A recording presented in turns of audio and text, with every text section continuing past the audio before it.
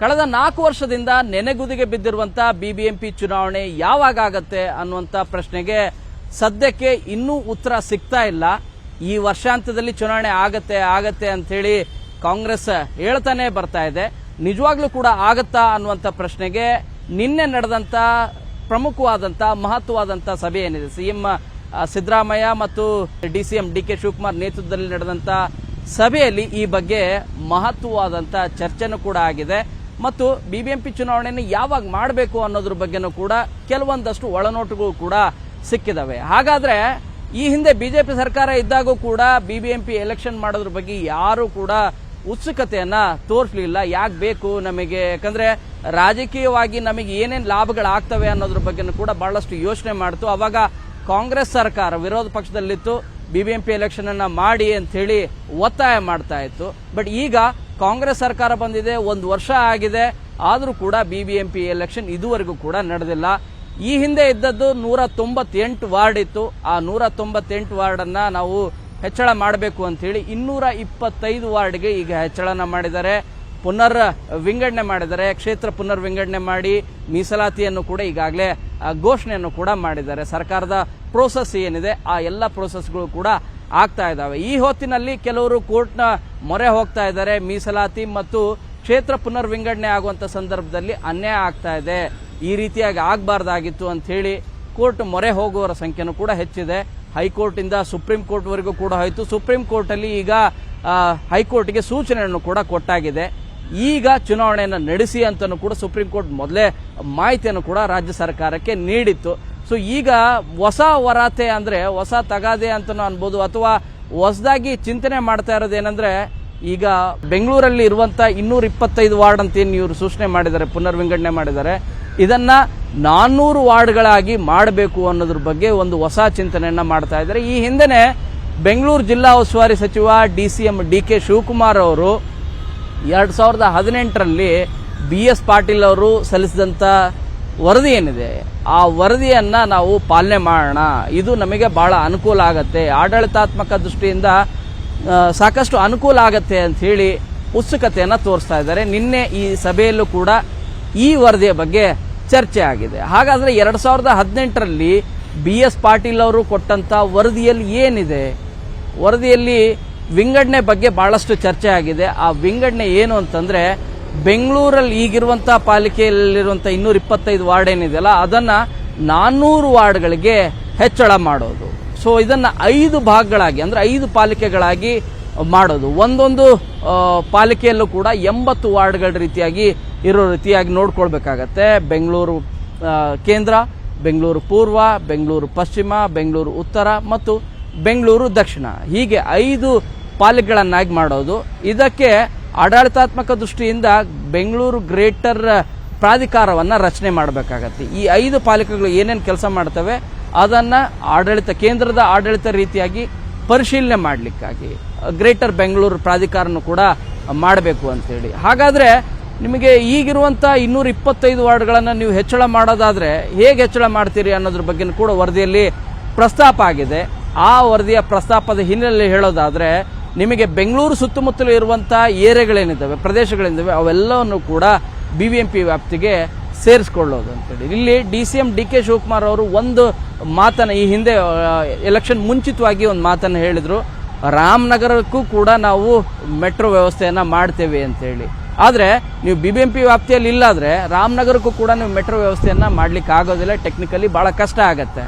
But ಅವರ ಮಾತಿನ ಅರ್ಥ ಈಗ ಬಹಳ ಸ್ಪಷ್ಟವಾಗಿ ಗೊತ್ತಾಗ್ತಾ ಇದೆ. ಯಾಕೆ ಅಂತಂದ್ರೆ 2018ರ BS ಪಾಟೀಲ್ ಅವರ ವರದಿಯ ಅನ್ವಯ ಏನಾಗುತ್ತೆ ಅಂದ್ರೆ, ನೀವು ಬೆಂಗಳೂರು ಸುತ್ತಮುತ್ತಲಿರುವಂತಹ ಪ್ರದೇಶಗಳೆಲ್ಲವನ್ನೂ ಕೂಡ, ನಗರಗಳೆಲ್ಲವನ್ನೂ ಕೂಡ, ಅಥವಾ ಹಳ್ಳಿಗಳು, ಗ್ರಾಮಾಂತರ ಪ್ರದೇಶ ಏನಿದೆ ಅದನ್ನೆಲ್ಲದನ್ನು ಕೂಡ ಬಿಬಿಎಂಪಿ ವ್ಯಾಪ್ತಿಗೆ ಸೇರಿಸ್ಕೊಳ್ಬೇಕಾಗತ್ತೆ. ಗ್ರೇಟರ್ ಬ್ಯಾಂಗ್ಳೂರ್ ಆಗತ್ತೆ, ದೊಡ್ಡ ಇದರ ವ್ಯಾಪ್ತಿ ಏನಿದೆ ಹೆಚ್ಚಾಗ್ತಾ ಹೋಗುತ್ತೆ. ಆವಾಗ ನೆಲಮಂಗಲ, ತುಮಕೂರು ಕಡೆ ಹೋಗುವಂತ ನೆಲಮಂಗಲದವರೆಗೂ ಕೂಡ ಬಿಬಿಎಂಪಿ ವ್ಯಾಪ್ತಿ ಬರುತ್ತೆ. ಇನ್ನು ಬಲಭಾಗದಲ್ಲಿ ನಿಮಗೆ ದೇವನಹಳ್ಳಿವರೆಗೂ ಕೂಡ ವ್ಯಾಪ್ತಿಯನ್ನು ತೆಗೆದುಕೊಳ್ಳುತ್ತೆ. ಹೊಸಕೋಟೆಯನ್ನು ಕೂಡ ಬಿಬಿಎಂಪಿ ವ್ಯಾಪ್ತಿಗೆ ತೆಗೆದುಕೊಳ್ಳೋದ್ರ ಬಗ್ಗೆನೂ ಕೂಡ ವರದಿಯಲ್ಲಿ ಪ್ರಸ್ತಾಪ ಆಗಿದೆ. ಇದರ ಜೊತೆಗೆ ರಾಮನಗರ, ಕನಕಪುರವನ್ನು ಕೂಡ ಆಡ್ ಮಾಡ್ಕೊಳ್ಬೇಕಾಗತ್ತೆ. ಇನ್ನು ಬೆಂಗಳೂರು ಗ್ರಾಮಾಂತರದ ಕೆಲ ಭಾಗಗಳನ್ನು ಕೂಡ ಬಿಬಿಎಂಪಿ ವ್ಯಾಪ್ತಿಗೆ ಸೇರಿಸ್ಕೊಳ್ಬೇಕಾಗತ್ತೆ. ಯಾಕಂದ್ರೆ ಒಂದೊಂದು ಪಾಲಿಕೆಗೆ 80 ವಾರ್ಡ್ಗಳ ರೀತಿಯಾಗಿ 5 ಪಾಲಿಕೆಗಳಿಗೆ 400 ವಾರ್ಡ್ಗಳು, ಒಟ್ಟು ಸೇರಿದ್ರೆ 400 ವಾರ್ಡ್ಗಳನ್ನಾಗಿ ಮಾಡಬೇಕಾಗತ್ತೆ. ಆ ಕಾರಣಕ್ಕಾಗಿ ವ್ಯಾಪ್ತಿಯನ್ನು ಹೆಚ್ಚಳ ಮಾಡಬೇಕು ಅಂತೇಳಿ. ಸೊ ಈಗ ಆಡಳಿತಾತ್ಮಕ ದೃಷ್ಟಿಯಿಂದ ಸಣ್ಣ ಸಣ್ಣ ಪಾಲಿಕೆಗಳಿದ್ರೆ, ಅಂದರೆ 80 ವಾರ್ಡ್ಗಳ ಪಾಲಿಕೆ ಇತ್ತಂದರೆ ಆಡಳಿತವಾಗಿ ಯಾವುದೇ ರೀತಿಯಾದಂಥ ತೊಂದರೆ ಆಗೋದಿಲ್ಲ. ಏನೇ ಸಮಸ್ಯೆಗಳಿದ್ರೂ ಕೂಡ ಕೂಡಲೇ ಪರಿಹರಿಸ್ಬೋದು ಮತ್ತು ಅಟೆಂಡ್ ಮಾಡಬಹುದು. ಎಲ್ಲ ಕಾರಣಗಳಿಗೂ ಕೂಡ ಒಳ್ಳೇದಾಗತ್ತೆ ಅಂತೇಳಿ. ಸೊ ಈ ಹಿನ್ನೆಲೆಯಲ್ಲಿ 225 ವಾರ್ಡ್ ಅಂತೇಳಿ ಇದನ್ನು ಮಾಡಲಿಕ್ಕೆ 198 ವಾರ್ಡ್ ಇರೋದನ್ನು 225 ವಾರ್ಡ್ ಹೆಚ್ಚಳ ಮಾಡಲಿಕ್ಕೆ, ಮೀಸಲಾತಿ ಪುನರ್ವಿಂಗಡಣೆ ಮಾಡಲಿಕ್ಕೆ ಸಾಕಷ್ಟು ಹರಸಾಹಸಗಳಾದವು, ಕೋರ್ಟ್ಗಳು ಮೊರೆ ಹೋದ್ರು.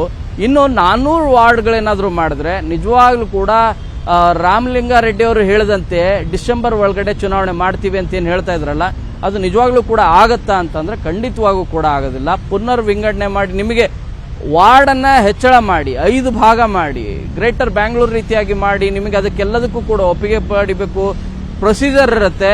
ಈ ರೀತಿ ಎಲ್ಲ ಮಾಡಿದ್ರೆ ಇನ್ನೂ ಕನಿಷ್ಠ ಅಂದ್ರೂ ಕೂಡ 6 ತಿಂಗಳು ಬೇಕಾಗತ್ತೆ. ಸೊ ಇನ್ನೂ ಹೆಚ್ಚಳ ಕೂಡ ಆಗ್ಬೋದು, ಯಾಕಂದ್ರೆ ಕೋರ್ಟ್ ಮೊರೆ ಹೋಗುವವರ ಸಂಖ್ಯೆಯನ್ನು ಕಡಿಮೆ ಏನಿರೋದಿಲ್ಲ.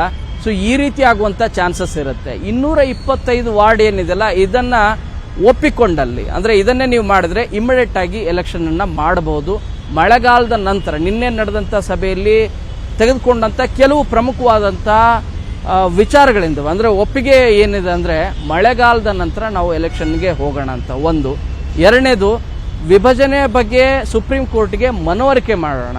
ಗ್ರೇಟರ್ ಬ್ಯಾಂಗ್ಳೂರ್ ರೀತಿಯಾಗಿ ಪ್ರತಿ ಪಾಲಿಕೆಗೆ 80 ವಾರ್ಡ್ ರೀತಿಯಾಗಿ 5 ಭಾಗಗಳಾಗಿ ಮಾಡೋದು, 5 ಪಾಲಿಕೆಗಳನ್ನು ಮಾಡೋದು, ಅದಕ್ಕೆ ಗ್ರೇಟರ್ ಬ್ಯಾಂಗ್ಳೂರ್ ಪ್ರಾಧಿಕಾರನೂ ಕೂಡ ಮಾಡೋದು, 400 ವಾರ್ಡ್ಗಳನ್ನು ಹೇಗೆ ವರ್ಕ್ ಆಗತ್ತೆ ಏನಿಲ್ಲ ಅನ್ನೋದ್ರ ಬಗ್ಗೆನೂ ಕೂಡ ಸುಪ್ರೀಂ ಕೋರ್ಟ್ಗೆ ಮನವರಿಕೆ ಮಾಡುವಂತ ಕೆಲಸವನ್ನ ಮಾಡೋಣ. BBMPಯನ್ನು ವಿಭಜನೆ ಮಾಡಿದ್ರೆ ಆಡಳಿತಾತ್ಮಕ ದೃಷ್ಟಿಯಿಂದ ಅನುಕೂಲ ಆಗತ್ತೆ. ವಿಭಜನೆ ಮಾಡಿಯೇ ನಾವು ಎಲೆಕ್ಷನ್ಗೆ ಹೋಗ್ತೇವೆ ಅನ್ನೋದನ್ನ ಅವರಿಗೆ ಮನವರಿಕೆ ಮಾಡಿಕೊಳ್ಳೋಣ ಸುಪ್ರೀಂ ಕೋರ್ಟ್ಗೆ. ಒಂದು ವೇಳೆ ಸುಪ್ರೀಂ ಕೋರ್ಟ್ ಏನಾದರೂ ಇದಕ್ಕೆ ಒಪ್ಪಿದ್ರೆ ತೊಂದರೆ ಇಲ್ಲ, ಆದರೆ ಪ್ರೋಸೆಸ್ ಹಿನ್ನೆಲೆಯಲ್ಲಿ ಇನ್ನು 6 ತಿಂಗಳು ಮುಂದೆ ಹೋಗುತ್ತೆ. ಒಂದು ವೇಳೆ ಸುಪ್ರೀಂ ಕೋರ್ಟ್ ಏನಾದರೂ ಒಪ್ಪದೇ ಇದ್ದಲ್ಲಿ, ಇಲ್ಲ ಈಗೇನಿದೆಯಲ್ಲ ಈಗಲೇ ಬಹಳ ಡಿಲೇ ಆಗಿದೆ, 4 ವರ್ಷ ಆಗಿದೆ, 225 ವಾರ್ಡ್ ಪುನರ್ವಿಂಗಡಣೆ ಮಾಡಿದಿರಿ, ಇದಕ್ಕೆ ಇನ್ಯಾರು ಪ್ರಶ್ನೆಯನ್ನು ಮಾಡಿದ್ದಾರೆ ಅಥವಾ ಕೋರ್ಟ್ ಮೊರೆ ಹೋಗಿದ್ದಾರೆ, ಅದನ್ನ ಕ್ಲಿಯರ್ ಆದ ಕೂಡಲೇ ಇಮಿಡಿಯೇಟ್ ಆಗಿ ಎಲೆಕ್ಷನ್ ಮಾಡಿ ಅಂತಂದ್ರೆ ಮಳೆಗಾಲದ ನಂತರವೇ ಈಗ ಪುನರ್ವಿಂಗಡಣೆ ಮಾಡಿರುವಂತಹ 225 ವಾರ್ಡ್ಗಳ ಹಿನ್ನೆಲೆಯಲ್ಲಿ ಎಲೆಕ್ಷನ್ ಅನ್ನ ಮಾಡಬೇಕಾಗತ್ತೆ. ಈ ಬಗ್ಗೆ ಇನ್ನೊಂದು ಪ್ರಮುಖವಾದಂತ ಚರ್ಚೆ ಆಗಿರೋದು, ಎಲೆಕ್ಷನ್ ನಂತರನೂ ಕೂಡ ಈ ವಿಂಗಡಣೆ ಮಾಡಬಹುದಲ್ಲ ಅನ್ನೋದ್ರ ಬಗ್ಗೆನೂ ಕೂಡ ಚರ್ಚೆನೂ ಕೂಡ ಆಯಿತು. ಇಲ್ಲ, ಬಟ್ ಬಹುತೇಕರು ಎಲ್ಲರೂ ಕೂಡ ಹೇಳ್ತಾ ಇರೋದು DCM DK ಶಿವಕುಮಾರ್ ಅವರಿಗೆ ವಿಭಜನೆ ಮಾಡಿ ಎಲೆಕ್ಷನ್ಗೆ ಹೋಗ್ಬೇಕು ಅಂತ ಹೇಳಿ. ಇನ್ನು ಕೆಲವರು ಇಲ್ಲ, ತುಂಬಾ ಲೇಟ್ ಆಗಿದೆ, ಎಲೆಕ್ಷನ್ ಮಾಡೋಣ ಅಂತ ಹೇಳಿ. ಆದ್ರೆ ಇಲ್ಲಿ ಬಹಳ ಪ್ರಮುಖವಾದಂತ ವಿಚಾರ ಅಂತಂದ್ರೆ ಕಾಂಗ್ರೆಸ್ಗೆ ಒಂದು ರೀತಿಯಾಗಿ ಹಿನ್ನಡೆ ಆಗಿದೆ. ಲೋಕಸಭಾ ಚುನಾವಣೆಯಲ್ಲಿ ನಿಮಗೆ ಕಲ್ಯಾಣ ಕರ್ನಾಟಕದಲ್ಲಿ ಹೆಚ್ಚು ಸೀಟ್ಗಳು ಬಂದಿದ್ದಾವೆ, ಅಂದ್ರೆ ಈಗಿರುವಂತ ಸೀಟ್ಗಳಿದ್ದಾವೆ, ಹೆಚ್ಚು ಸೀಟ್ ಬಂದಿದ್ದಾವೆ. ಆದ್ರೆ ನಿಮಗೆ ಬೆಂಗಳೂರು ಭಾಗದಲ್ಲಿ ಮತ್ತು ಹಳೆ ಮೈಸೂರು ಭಾಗದಲ್ಲಿ ನಿಮಗೆ ಒಳ್ಳೆ ಸೀಟ್ ಏನು ಬಂದಿಲ್ಲ, ಅಂದ್ರೆ ನಿಮಗೆ ಗೆಲುವಾಗಿಲ್ಲ. ಬೆಂಗಳೂರು ಗ್ರಾಮಾಂತರದಲ್ಲೂ ಕೂಡ ಸೋಲಾಗಿದೆ. ಸೊ ಈ ಹಿನ್ನೆಲೆಯಲ್ಲಿ ಎಲೆಕ್ಷನ್ ಮುಂದೂಡಿಸುವ ಬಗ್ಗೆ ಬಹಳಷ್ಟು ರೀತಿಯಾದಂತ ಏನೋ ಇಂಡೈರೆಕ್ಟ್ ಆಗಿ ಈ ರೀತಿ ಯೋಚನೆಗಳು ಆಗ್ತಿದಾವ ಅನ್ನೋದ್ರ ಬಗ್ಗೆನೂ ಕೂಡ ಚರ್ಚೆಗಳಾಗ್ತಾ ಇದಾವೆ. BJP ಒತ್ತಾಯ ಮಾಡ್ತಾ ಇದೆ ಸಾಧ್ಯ ಆದಷ್ಟು ಬೇಗ BBMP ಎಲೆಕ್ಷನ್ ಮಾಡಿ, ಯಾಕಂದ್ರೆ ಚುನಾಯಿತ ಪ್ರತಿನಿಧಿಗಳೇ ಇಲ್ಲ, ಯಾರನ್ನ ಪ್ರಶ್ನೆ ಮಾಡಬೇಕು, ಪ್ರತಿಯೊಂದಕ್ಕೂ ಕೂಡ ಅಧಿಕಾರಿಗಳನ್ನ ಕೇಳೋ ಪರಿಸ್ಥಿತಿ ಬಂದಿದೆ ಕಳೆದ 4 ವರ್ಷದಿಂದ. ಈ ಹಿನ್ನೆಲೆಯಲ್ಲಿ ಸಾಧ್ಯ ಆದಷ್ಟು ಬೇಗ ಎಲೆಕ್ಷನ್ ಮಾಡಿ ಅಂತ ಹೇಳ್ತಿದ್ದಾರೆ. ಆದ್ರೆ ವಿಪರ್ಯಾಸ ಅಂದ್ರೆ ಅವರು ಅಧಿಕಾರದಲ್ಲಿದ್ದಾಗ ಎಲೆಕ್ಷನ್ ಅನ್ನ ಮಾಡಲೇ ಇಲ್ಲ, ಬರೀ ಪುನರ್ವಿಂಗಡಣೆ, ಮೀಸಲಾತಿ ಈ ಹಿನ್ನೆಲೆಯಲ್ಲೇ ಇದು ಮುಂದೂಡ್ತಾನೆ ಹೋಯ್ತು. ಅವ್ರಿಗೆ ಇಂಟ್ರೆಸ್ಟ್ ಅನ್ನು ಕೂಡ ಇದ್ದಿದ್ದಿಲ್ಲ. ಸೊ ಈ ಹಿನ್ನೆಲೆಯಲ್ಲಿ BBMP ಈಗ ಬೃಹತ್ ಬೆಂಗಳೂರು ಮಹಾನಗರ ಪಾಲಿಕೆ ಚುನಾವಣೆ ಯಾವಾಗ ಆಗತ್ತೆ ಅನ್ನುವಂತ ಪ್ರಶ್ನೆಗೆ ಸದ್ಯದ ಉತ್ತರ ರೀತಿಯಾಗಿರೋದು, ವಿಭಜನೆ ಆಯ್ತು ಅನ್ನೋದಾದ್ರೆ ಡಿಲೇ ಆಗತ್ತೆ. ಅದು 6 ತಿಂಗಳಾಗ್ಬೋದು, 8 ತಿಂಗಳು ಕೂಡ ಆಗ್ಬೋದು.